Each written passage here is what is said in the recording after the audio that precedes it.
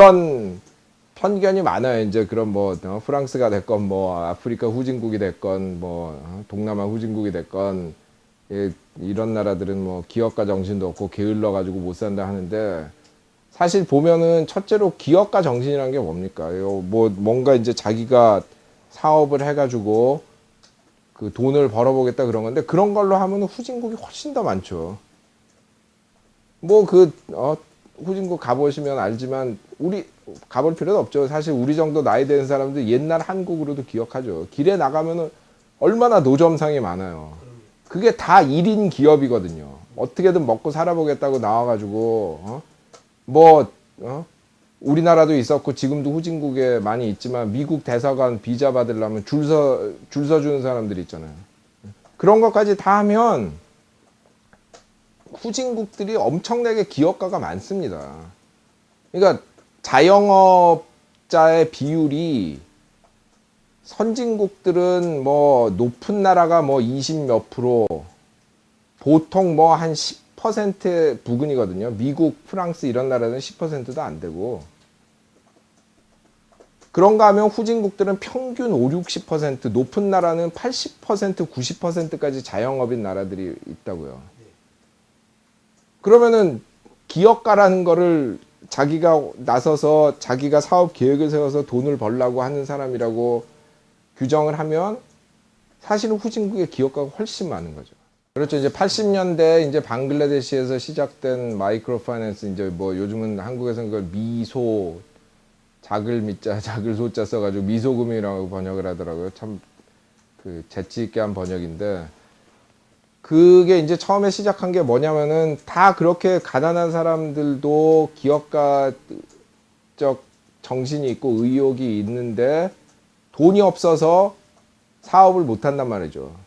그러니까 아주 작은 액수지만 그 종잣돈이 없으면 사업을 못 하니까 그거를 빌려줘서 예를 들어 뭐 닭을 사가지고 닭을 키워서 뭐 계란을 팔게 한다던가, 또 이제 그 방글라데시에 그거를 이제 창시한 걸로, 사실 그 사람 혼자 만든 건 아닌데 이제 유명해졌으니까, 예, 유누스 박사 그 이제 2006년인가요? 5년인가 그 노벨 평화상도 타고 그 공헌한 걸로, 이제 그분이 처음에 이제 방글라데시 이런 데 세워가지고 한창 이제 성공할 때 또 하나 했던 게 그 돈을 빌려줘가지고 이 휴대전화를 사게 해요. 그러면 방글라데시 시골 이런 데 전화가 없으니까 그 전화 가진 아줌마한테 가가지고 통화료를 내고 전화를 쓰는 겁니다. 그러면 이제 그 아줌마는 그 돈을 해가지고 전화값을 갚고 자기가 이제 돈을 버는 거죠. 이제 그런 식으로 해가지고 그 말하자면은 조금만 돈이 있으면은 그래도 이렇게 해가지고 그 돈을 벌 수 있는 그런 걸 마련해 준다고 이제 시작을 한 거죠. 그러니까 그거는 맞게 이제 그 인식을 한 거죠. 이 사람들이 못 사는 게 기업가 정신이 없고 게을러서가 아니라 그거를 성취할 수단이 없기 때문이다. 근데 그 미소금융 운동의 한계가 뭐냐면은 그런 식의 1인 기업을 해가지고는 생산성이랑 향상이 안 된다는 거예요. 결국 그 휴대전화라는 걸 갖고 결국 돈 버는 거는 뭐예요? 삼성이나 노키아 같이 그거를 디자인을 하고 계속 기술 혁신을 해가지고 하는 기업들이 결국 돈 버는 거지, 그런 식으로 전화 사가지고 빌려주는 사람들은 결국 돈을 못 벌거든요. 순식간은 벌었죠. 처음에 그거 시작했을 때 방글라데시 1인당 국민소득이 350불일 때 그 전화 이제 그 유누스 박사가 시작한 그라민 은행이라는 거기에서 돈 빌려가지고 전화 빌려주고 하던 아줌마들이 평균 1년 소득이 한 1,000불 정도 됐거든요. 그러니까 국민소득이 한 3배쯤 번 거예요. 굉장한 거죠. 근데 그게 성공한다 하니까 너도 나도 돈을 빌려가지고 그걸 전화를 그거 한 겁니다. 산 겁니다. 근데 그런 사람들이 너무 많아지니까 장사가 안 돼요. 그래가지고 한 10년 후에 보니까 어떻게 됐냐면 방글라데시 1인당 국민소득이 그래도 올라가가지고 450불이 됐는데 전화 빌려주는 아줌마들의 1년 소득이 100불이 안 되거든요.